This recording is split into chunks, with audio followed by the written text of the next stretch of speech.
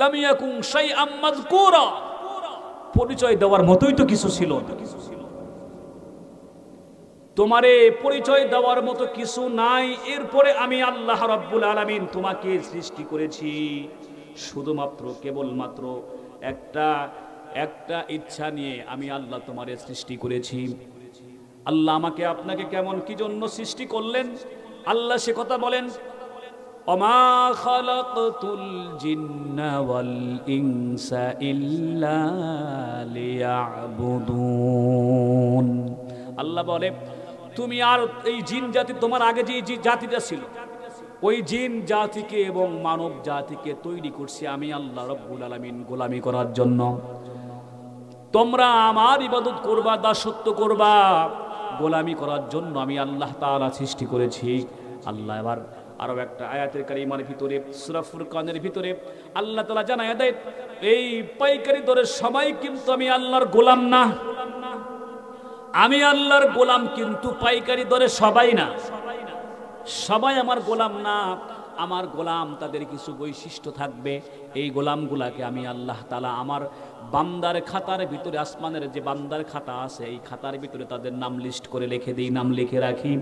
শুধুমাত্র কেবলমাত্র ওই বান্দাগুলার নাম লিখি যেই বান্দার ভিতরে মাত্র 3টা বৈশিষ্ট্য থাকবে, যেই বান্দার ভিতরে 3টা বৈশিষ্ট্য থাকবে, 3টা বৈশিষ্ট্যওয়ালা বান্দাকে আমি আল্লাহ রাব্বুল আলামিন আমার আসমানের খাতায় ফেরেশতা দিয়ে তার নামগুলা লিখে রাখি। সবাই আমার গোলাম না, পাইকারি দরে গোলাম নেওয়া হয় না, পাইকারি দরে গোলাম নেওয়া হয়, গোলাম হিসাব করে নেওয়া হয়। যেই ব্যক্তির ভিতরে গোলামি আছে, এই বাবা এই কথা বললো না, চুপ করে বসে থাকো। পাইকারি দরে হিসাব ছাড়া আল্লাহ গোলাম নেয় না। গোলাম নেয় কাদের? যাদের ভিতরে 3টা বৈশিষ্ট্য আছে। কি কি বৈশিষ্ট্য আল্লাহ রাব্বুল আলামিন সে কথা বলেন, ওয়া ইবাদুর রহমান, আমি রহমানের গোলাম, আমি রহমানের বান্দা সেই ব্যক্তি যার ভিতরে আছে আল্লাযীনা ইয়ামশুনা আলাল আরদি হাওনা, যেই ব্যক্তির ভিতরে, যেই বান্দার ভিতরে আমি রব্বুল আলামিন বানায়া দিলাম ওই ব্যক্তি আমার গোলাম হওয়ার যোগ্য, আমার বান্দা হওয়ার যোগ্য, আমার গোলামির খাতার ভিতরে তার নাম উঠে যায় আল্লাযীনা ইয়ামশুনা আলাল আরদি হাওনা।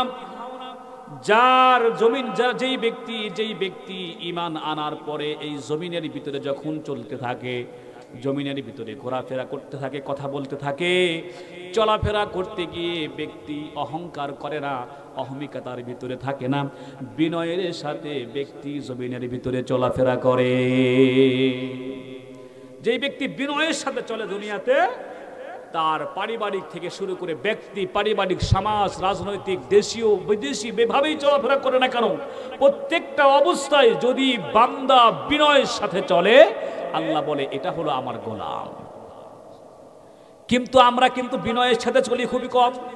আমরা কেমন করে চলি আল্লাহ সে কথাটা 1500 বছর আগে কোরআনে জানায়া দিয়েছে, ওয়ালা তামশি ফিল আরদি মারহা ইন্নাকা লান তাখরিকাল আরদা ওয়ালান তাবলুগাল জিবালা তুলা।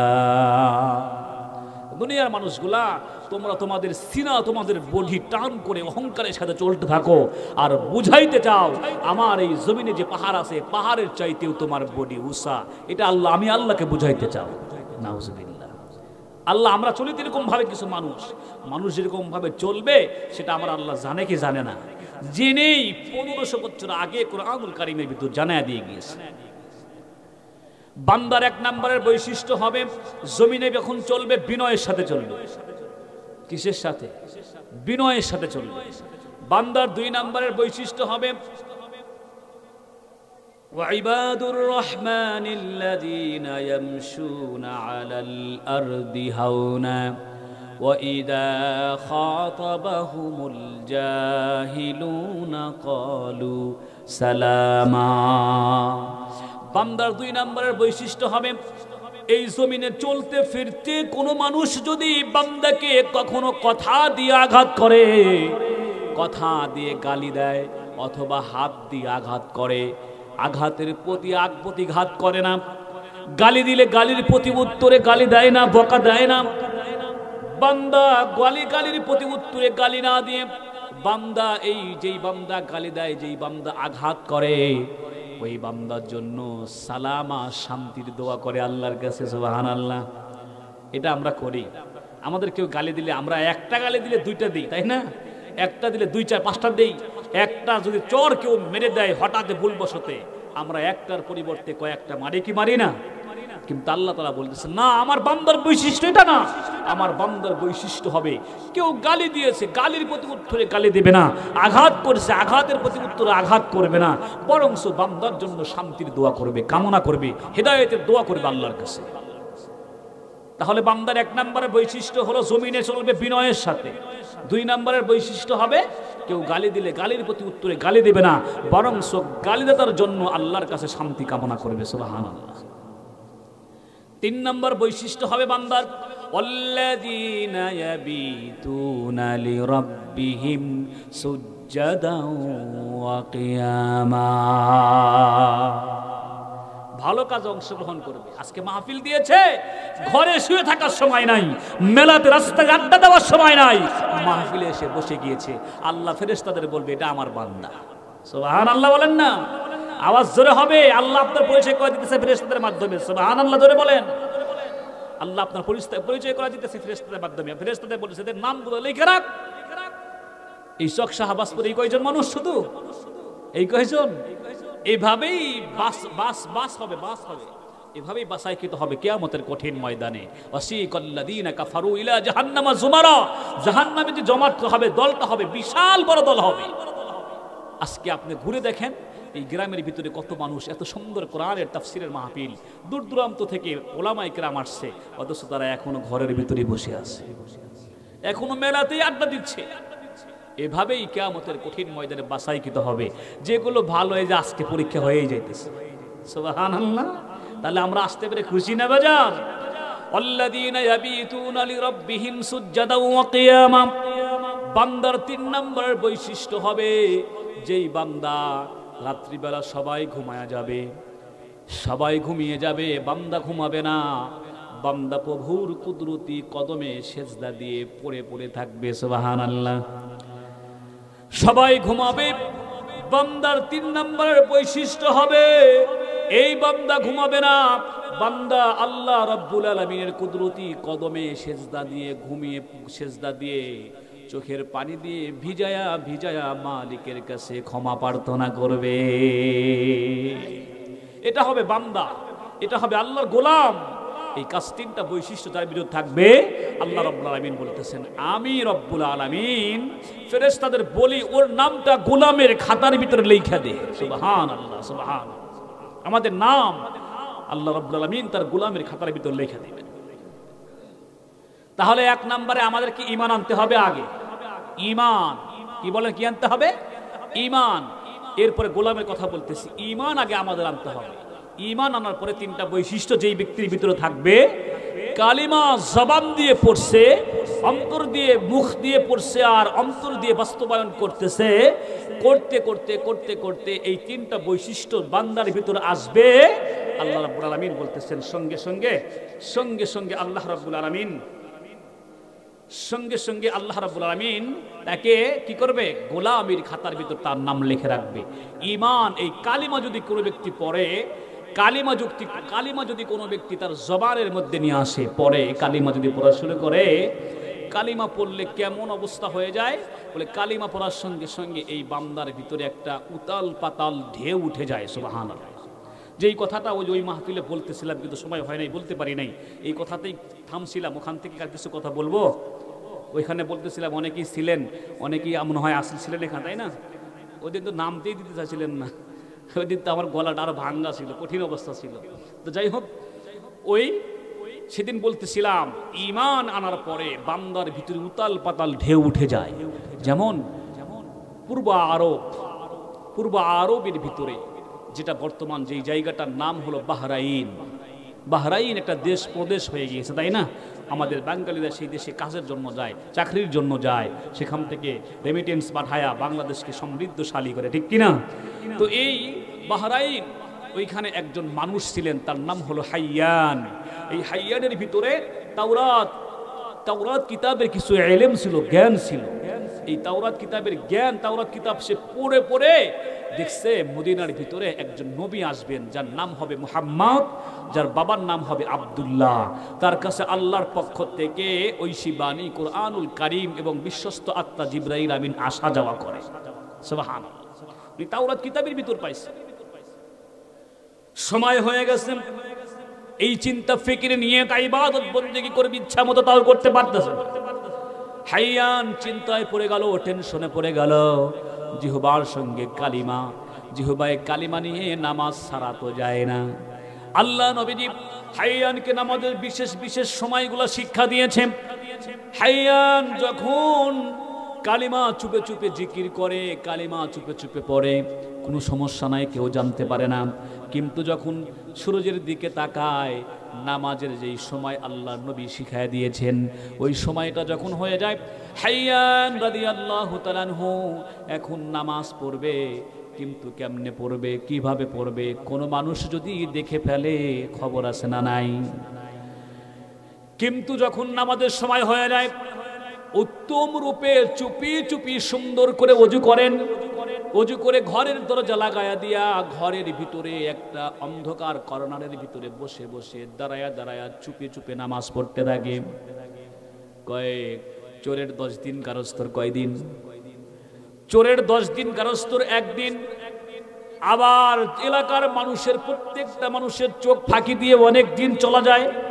কিন্তু ঘরের ভিতরে একজন মন্ত্রী আছেন, সবার ঘরে আসতেন, এই মন্ত্রীর চোখ ফাঁকি দেওয়া কঠিন। কম না বেশি? মন্ত্রী খেয়ে স্ত্রী, স্বামী আর স্ত্রী বানাইছে কোন মিস্ত্রি, এবারও আজীব কারিগর, ঠিক না? এবারও আজীব কারিগর। তো স্ত্রীর চোখ ফাঁকি দেওয়া বড় কঠিন, তাই না? হাইয়ান রাদিয়াল্লাহু তাআলা আনহু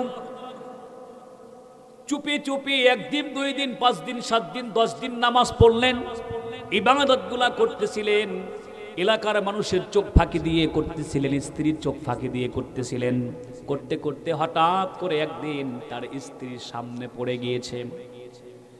স্ত্রীর সামনে যখন পড়লাম, স্ত্রীর সামনে পড়ার সঙ্গে সঙ্গে তার বাবা মঞ্জির সর্দারের কানের ভিতরে খবরটা পৌঁছায়া দিল, ও বাবা তাড়াতাড়ি করে আসো, দেখো তোমার মেয়ের জামাই হাইয়ান এমন কিছু কাজ করে যেই কাজগুলো আমরা জীবনে কোনোদিন দেখি নাই, আর আমরা যা করি তোমার জামাই হাইয়ান সেই কাজগুলা বন্ধ করে দিয়েছে, আর করে না। সুবহানাল্লাহ। ও বাবা, হাইয়ান যেই কাজ করে আমরা সে কাজ কোনোদিন দেখি নাই, আবার আমরা যেই কাজ করি হাইয়ান সে কাজ করে না। মুসলমান আর অমুসলমান, বিধর্মী কাজ কোনোদিন এক হতে পারে?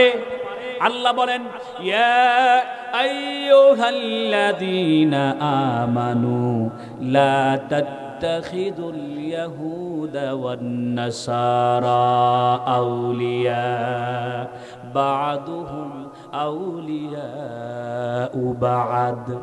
আল্লাহ বলে, যারা ঈমান আনছো, ঈমান আনার পরে তোমাদের কাজ হলো লা তাত্তাখিযুল ইয়াহুদা ওয়ান নাসারা, হিন্দুদের সাথে বিধর্মীদের সাথে তোমাদের কোনো বন্ধুত্ব হবে না, আউলিয়া বন্ধুত্ব হবে না। কেন হবে না? বাদুহুম আউলিয়াউ বা'দ, তারা একে অপরের বন্ধু। তোমাকে যেভাবেই পারুক, তুমি মুসলমান, তুমি ইসলামওয়ালা, যেভাবেই পারুক তারা চেষ্টা করবে তোমারে মাটির ভিতরে দাবানোর জন্য, তোমারে উঁচা করার জন্য তারা চেষ্টা করবে না। জানেন কে? আল্লাহ জানেন, এই জন্য বলে দিয়েছে। আজকে আমরা ভারতের সাথে সম্পর্ক তৈরি করছি না, দেখেন না? ভারতের সাথে সম্পর্ক তৈরি করার কারণে ভারতেরা আমাদের মাঝে মধ্যেই পেজ দেবে না হুমকি দেয়, ঠিক কিনা? আলু দেবে না হুমকি দেয়, চাউল দেবে না হুমকি দেয়। আমরা ইমানদারেরা ভারতের পেঁয়াজের উপর নির্ভরশীল নয়, আমরা ইমানদারেরা ভারতের আলুর উপর নির্ভরশীল নয়, আমরা ইমানদারেরা ভারতের চাউলের উপর নির্ভরশীল নয়, আমরা নির্ভরশীল আমাদের আল্লাহর উপর, ঠিক কিনা বলে? আমরা নির্ভরশীল আল্লাহর উপরে। ওরা আমাদের ভয় দেখায়। আমরা যখন যাওয়া বন্ধ করছি, আলু নেওয়া বন্ধ করছি, পেঁয়াজ নেওয়া বন্ধ করছি, চিকিৎসা নেওয়া বন্ধ করেছি, চাউল নেওয়া বন্ধ করেছি, এখন ওদের দেশে নেওয়ার জন্য বিক্ষোভ তৈরি করে দিয়েছে, ঠিক কিনা বলেন? আমাদের নেওয়ার জন্য ওরা বিক্ষোভ করতেছে, মোদি হটাও, দেশ বাঁচাও। সুবহানাল্লাহ। শুধু তাই, অনেকে বলতেছেন আগেই ভালো ছিল। না, আগে আমাদের দেশের বর্ডার গার্ড বিজিবি পিঠ দেখাইতো, বিএসএফ কে পিঠ দেখাইতো। আজকে দেখে আসলাম, আজকে নিউজ, বাংলার দামাল ছেলেরা যারা বাংলার বর্ডার পাহারা দেয়, বিজেপি বিএসএফ কে হুমকি দিয়ে কথা বলতেছে। জোরে বলেন না আল্লাহু আকবার। হুমকি দিয়ে কথা বলতেছে। বিএসএফ চক্ষু লাল করে বাংলার দিকে তাকাইতে পারবে না। চক্ষু লাল করে তাকালে ওই চক্ষু আমরা সিরে টেনে সিরে সিরে কুত্তাকে দিয়ে খাওয়াবো, ঠিক কিনা বলেন? বাংলার ছেলেদের হাতে অস্ত্র নাই, তারা নিজের কাশি নিয়েও পাহারা দেওয়া শুরু করছে, বর্ডার পাহারা দেওয়া শুরু করছে। হুব্বুল ওয়াতনি মিনাল ঈমান, দেশপ্রেম প্রত্যেকটা মানুষের ঈমান। বলেন, দেশপ্রেম প্রত্যেকটা মানুষের ঈমান।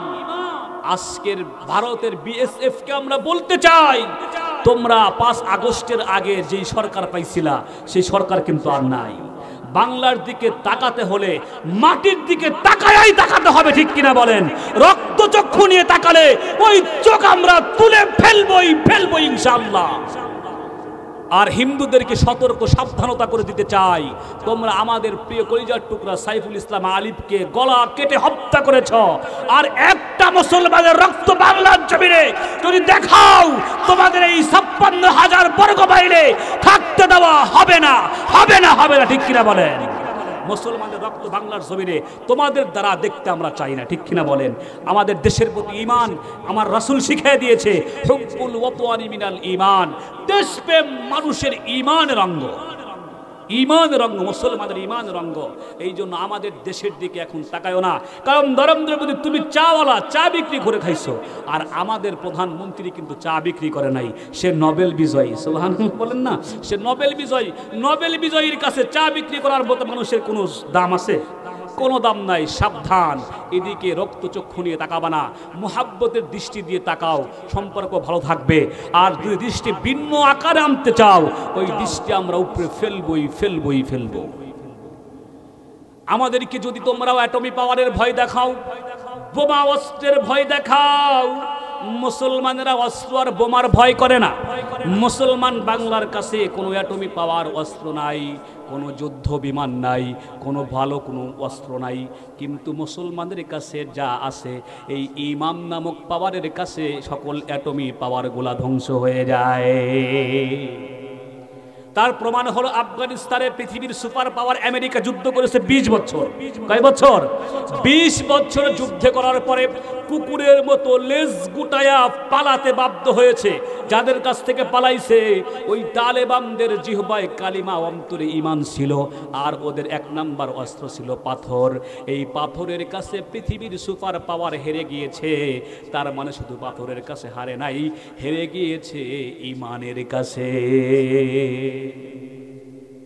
শুধু তাই, আমেরিকার মদতপুষ্ট পুত্র ইসরায়েল হেরে গিয়েছে সুপার পাওয়ারওয়ালা, সেও কিন্তু ফিলিস্তিনের কাছে হেরে গিয়েছে। সুবহানাল্লাহ বলেন না। ফিলিস্তিন স্বাধীন হয়ে গিয়েছে, ফিলিস্তিনের কাছে কোনো সুপার পাওয়ার অস্ত্র ছিল না, অ্যাটমি বোমা ছিল না, ফিলিস্তিনের জবানে কালিমা আর অন্তরে ছিল ঈমান। এই ঈমান নামক পাওয়ারের কাছে হেরে যেতে বাধ্য হয়েছে। সুবহানাল্লাহ। এই জন্য বলতে চাই ঈমানের কিরকম দাম। হাইয়ান এবার শুধুমাত্র কালিমা পড়ে যখন তার বাহরাইনে চলে আসছে, আসার পরে নামাজ পড়বে, মানুষের সামনে নামাজ পড়তে ভয় লাগে, লজ্জা লাগে, এরকম ভাবে গোপনে পড়তে হঠাৎ করে যখন তার স্ত্রী দেখে ফেললো, তার বাবাকে ডাকা হলো। বাবা এসে স্বামী হাইয়ান, মেয়ের জামাই হাইয়ানকে বলতেছেন, হাইয়ান তোমার ভিতরে নাকি পরিবর্তন দেখা যায়, হাইয়ান তোমার ভিতরে নাকি পরিবর্তন দেখা যায়, আমরা যা করি তুমি তা করো না, তুমি যা করো আমরা তা বুঝি না, কেন এমন পরিবর্তন বলো? হাইয়ান রাদিয়াল্লাহু তাআলা আনহু বলতেছেন, শ্বশুর আব্বা, ও শ্বশুর আব্বা, আপনার মেয়ে শুধু আমার বাহিরের পরিবর্তন দেখেই এমন হয়ে গিয়েছে। শ্বশুর আব্বা, আপনি যদি আমার ভিতরের পরিবর্তনটা দেখেন তাহলে আপনি তো মনে হয় পাগল হয়ে যাবেন। সুবহানাল্লাহ। আপনি আমার ভিতরের উপরের পরিবর্তন দেখে এমন করতেছেন। আপনি যদি আমার ভিতরের পরিবর্তনটা দেখতেন তাহলে আরো পাগল হয়ে যাইতেন। হাইয়ারের শ্বশুর মুংজির সর্দার বলে, জামাই কেমন করে ভিতরটা পরিবর্তন করলা বলো। হাইয়ার বলতেছেন, শ্বশুর আব্বা, ওই যে কিছুদিন পূর্বে মদিনা মুনওয়ারা যখন আমি সফর করে গিয়েছিলাম, ওইখানে গিয়ে এমন একজন মানবতার নবী পেয়েছিলাম, যেই নবীজির কাছে আসমানের মালিক বিশ্বস্ত আত্মা জিবরাইল আমিনকে পাঠায়া দেয়। সুবহানাল্লাহ বলেন। জিবরাইল আমিনকে পাঠায়া দেয়। ইয়া আমার শ্বশুর শোনেন, শুধু কি তাই, ওই মানুষটার কাছে গিয়ে শুধু আমার বাহ্যিক যে পরিবর্তন এটা নয়, আমার ভিতরটাও ওই মানুষটার কাছে গিয়ে আমি পরিবর্তন করে ফেলেছি। শ্বশুর বলে, হাইয়ান জামাই কিভাবে পরিবর্তন করলা বলো।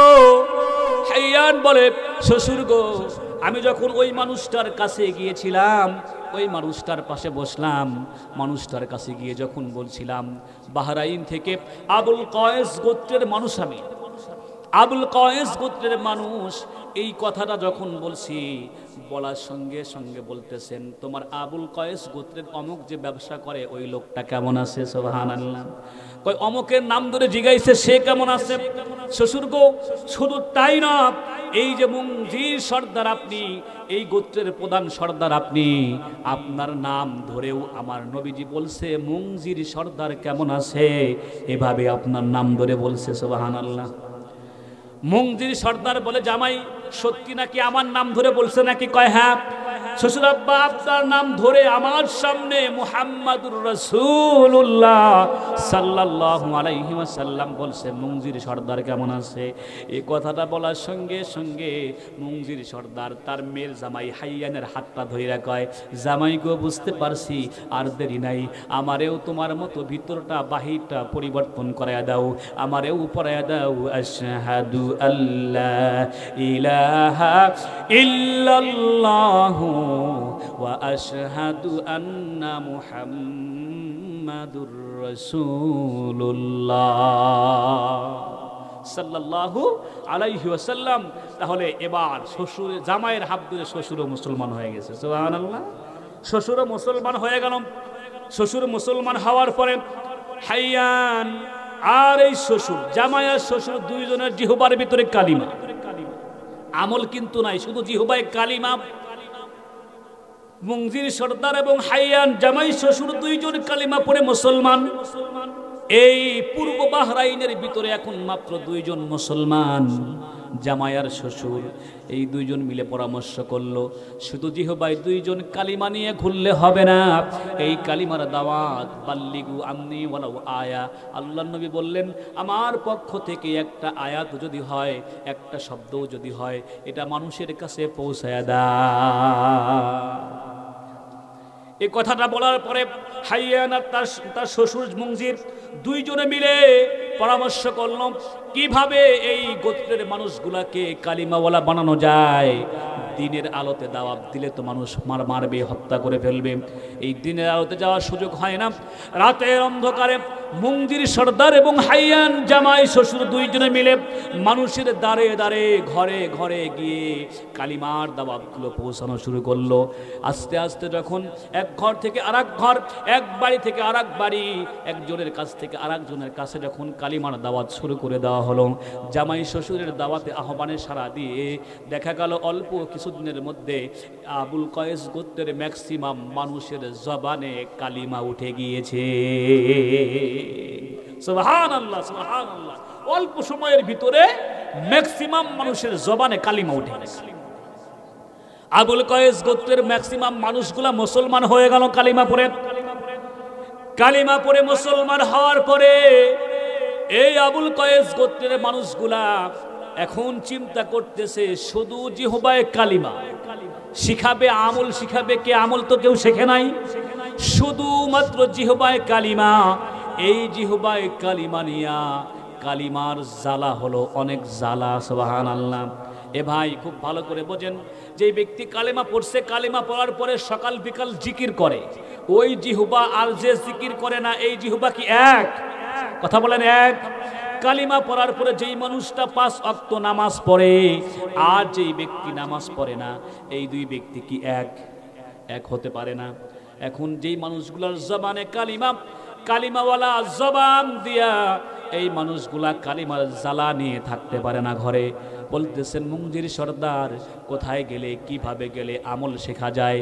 শুধু জিহবায় কালিমা নিয়ে আমরা ঘুরতে চাই না, আমরা কালিমার জিহবায় আসে অন্তরে কিছু ইলম শিক্ষা করে আমল করতে চাই। এই কথা বলার সঙ্গে সঙ্গে জামাই শ্বশুর সবাই মিলে পরামর্শ করলাম, আমরা আমল শিখবো কোথা থেকে? আমল শেখার জন্য সেই 1500 কিলোমিটার দূরে মদিনা মুনাওয়ারা পয়গম্বরে আরবি মুহাম্মদুর রাসূলুল্লাহ সাল্লাল্লাহু আলাইহি ওয়াসাল্লামের কাছে গিয়ে আমরা যদি আমলগুলো শুরু করতে পারি তাহলে মনে হয় ভালো হবে। আমল শিক্ষা করার জন্য সেখানে যাওয়া দরকার। সবাই মিলে পরামর্শ করলো, দিন তারিখ তৈরি হয়ে গেল। দিন তারিখ অনুযায়ী, সময় অনুযায়ী সবাইকে বলা হলো, তোমরা যার যার মতো গাড়ি, বিছানা বা খাদ্য সামগ্রী, শুকনা খাবারের ব্যবস্থা করবা, কারণ দীর্ঘ পথ সফর করে যেতে হবে, লম্বা সময় লাগবে, খাবারের প্রয়োজন আছে, খাবারগুলো গচ্ছিত করে রাখবা। নির্ধারিত সময় হয়ে গেল, সব কিছু গচ্ছিত করে সবাই যখন মদিনার উদ্দেশ্যে রওনা হয়ে গেল, একদিন, 2 দিন, 1 সপ্তাহ, 2 সপ্তাহ, 3 সপ্তাহ, 4 সপ্তাহ পার হয়ে যাইতেছে। রাস্তা চলতেছে। আগামীকাল বিকালবেলা এই গোত্রটা, এই কাফেলা, এই জামাতটা মদিনার ভিতরে প্রবেশ করবে। ঠিক আজকে এই বিকাল বেলায় মুহাম্মাদুর রাসূলুল্লাহ সাল্লাল্লাহু আলাইহি ওয়াসাল্লামের কাছে আল্লাহর পক্ষ থেকে জিবরাইল আমিন একটা মেসেজ নিয়ে এসেছে। সুবহানাল্লাহ। মুহাম্মদ হরগিজ না গুফতা, তা না গুফতা জিবরাইল হরগিজ না গুফতা, তা না গুফতা রব্বুল জলিল। আল্লাহর পক্ষ থেকে জিবরাইলের কাছে যে পর্যন্ত না বলা হয় ওই পর্যন্ত জিবরাইল আমিন মুহাম্মদুর রাসূলুল্লাহ সাল্লাল্লাহু আলাইহি ওয়াসাল্লামের কাছে বলে না। মুহাম্মদুর রাসূলুল্লাহকে জিবরাইল যে পর্যন্ত না বলে ওই পর্যন্ত মুহাম্মদুর রাসূলুল্লাহ সাল্লাল্লাহু আলাইহি ওয়াসাল্লাম তার সাহাবীদের ভিতরে বলেন না সুবহানাল্লাহ। জিবরাইল আল্লাহর পক্ষ থেকে জিবরাইল মেসেজ নিয়ে মুহাম্মদুর রাসূলুল্লাহ সাল্লাল্লাহু আলাইহি ওয়াসাল্লাম এর কাছে এসে বলে, ইয়া রাসূলুল্লাহ, ইয়া হাবিবাল্লাহ, আল্লাহ আপনাকে একটা ঘোষণাপত্র দিয়ে আমারে পাঠাইছে আপনার কাছে। কি ঘোষণা জিবরাইল? বলো। ইয়া রাসূলুল্লাহ, ইয়া হাবিবাল্লাহ, আগামীকাল বিকালে মদিনার ভিতরে এমন একটা গোত্র, এমন একটা কাফেলা, এমন একটা জামাত মদিনার ভিতরে প্রবেশ করবে গো। ইয়া রাসূলুল্লাহ, মক্কা আর মদিনার ভিতরে যা যা দামি জিনিস আছে এই দামি জিনিসগুলোর চাইতে এই দামাত, এই কাফেলা, এই গোত্রটার দাম আমার আল্লাহর কাছে বেশি। মক্কার ভিতরে খানায় কাবা দামি না কম দামি? এই জোরে বলেন, দামি না কম দামি? মদিনার ভিতরে মসজিদে নববী দামি কম না বেশি?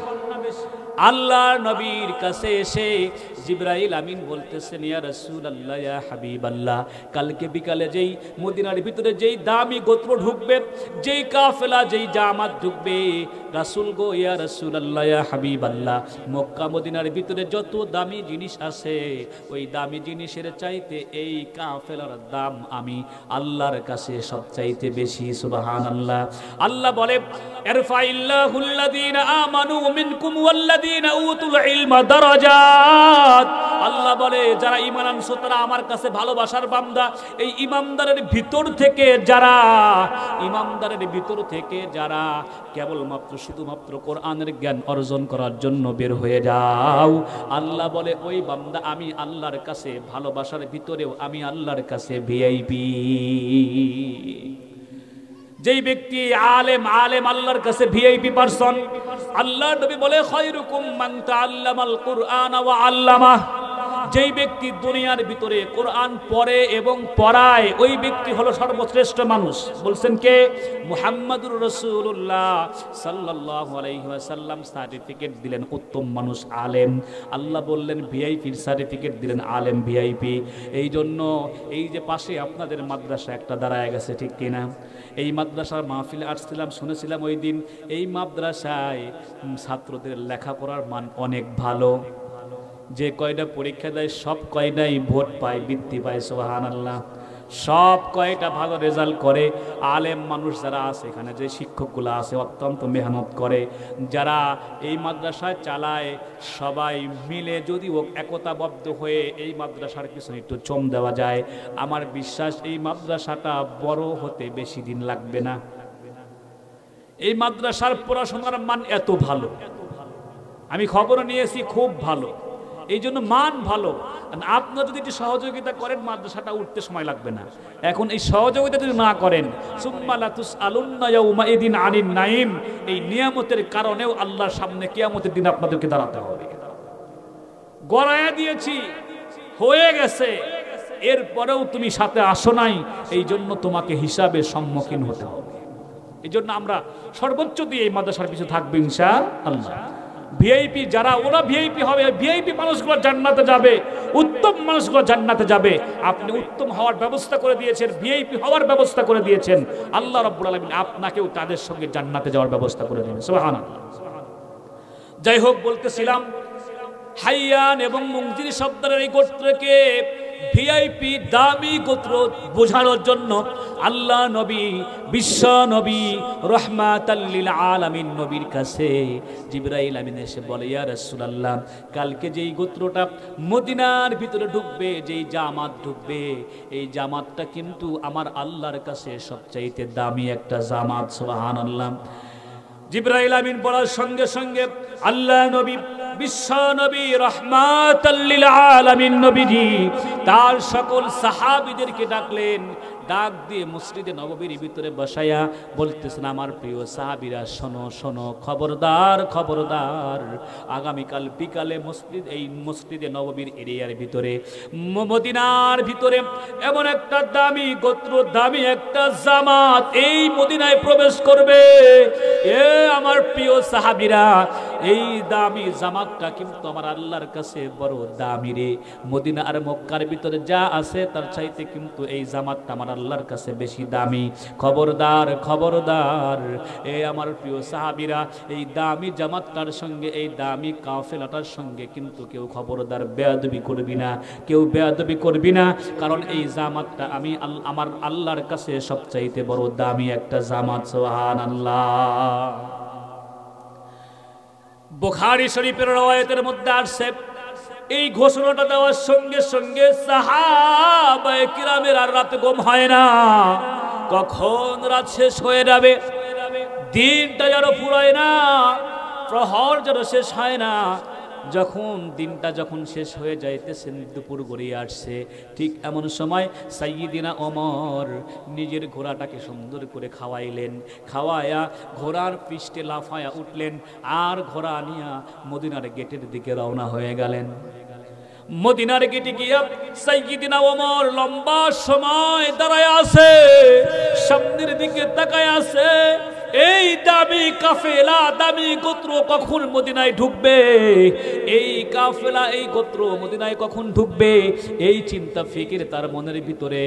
এই যখন দেখলেন অনেক দূরে একটা কাফেলা দেখা যায়, অনেক লোক দেখা যায়, সামনের দিকে আসতেছেন, মদিনার গেটের দিকে আসতেছেন। এইটা দেখা সাইয়্যিদিনা ওমর সামনের দিকে অগ্রসর হইলেন। কাছে গিয়ে বলতেছেন, কোথা থেকে আসতেছো, কোথায় যাইবা তোমরা বলো। এই দামি গোত্রের মানুষ হাইয়ান এবং মুনজির সর্দার বলতেছে, আমরা সেই বাহরাইন 1500 কিলোমিটার দূর থেকে, বাহরাইন থেকে মদিনায় আসতেছি। কয় কেন আসো, কেন আসো? কয় মদিনাওয়ালা কামলিওয়ালা নবী মুহাম্মদুর রাসূলুল্লাহ সাল্লাল্লাহু আলাইহি ওয়াসাল্লামের কাছে আসতেছি। কেন আসো? কয় তার কাছে এসে কালিমা পড়ছি, জিহবায় কালিমা নিয়া কালিমার জ্বালায় ঘরে ঘুমাইতে পারি না, দিনের আলো শেষ করতে পারি না, কালিমার এত জ্বালা, এত জ্বালা। আমরা একটু ওই মদিনাওয়ালা কামলিওয়ালা নবীর কাছে গিয়ে শুধু কিছু কালিমা রাখবো না, শুধু কিছু কালিমার সঙ্গে সঙ্গে কিছু আমল শেখার জন্য আসতেছি। শুধু কালিমা জবান রাখবো তা নয়, তা নয়, কালিমার সঙ্গে আমরা কিছু এলেম শিখে কিছু আমল শিক্ষার জন্য মদিনায় আসতেছি। সাইয়্যিদিনা ওমর ডাক দিয়া কয়, ওরে বে প্রিয় দল, আল্লাহর নবীজি তোমাদেরকে, তোমাদের যে কেমন দাম, তোমাদের দাম বুঝাইতে গিয়ে আল্লাহর নবী কালকে আমাদের কাছে বৈশা বৈশা শিখাইয়া দিয়ে গেছে। তোমাদের এত দাম, মক্কার মদিনার ভিতরে যা যা দামি জিনিস আছে, এই দামি জিনিসের চাইতে তোমাদের এই দলটার দাম আল্লাহর কাছে বেশি। সুবহানাল্লাহ, সুবহানাল্লাহ, আল্লাহর কাছে এই দলটার দাম বেশি। আসো আসো, আহলান সাহলান, মারহাবান মারহাবান, স্বাগতম সুস্বাগতম, ওয়েলকাম দিয়ে দিয়ে সাইয়্যিদিনা ওমর রাদিয়াল্লাহু তাআলা আনহু বলতেছেন, প্রিয় কাফেলা, এ দামি কাফেলা, আসো আসো, আমি ওমর আগে আগে যাই, আমার পিছনে পিছনে তুমি রওনা, তোমরা রওনা করো।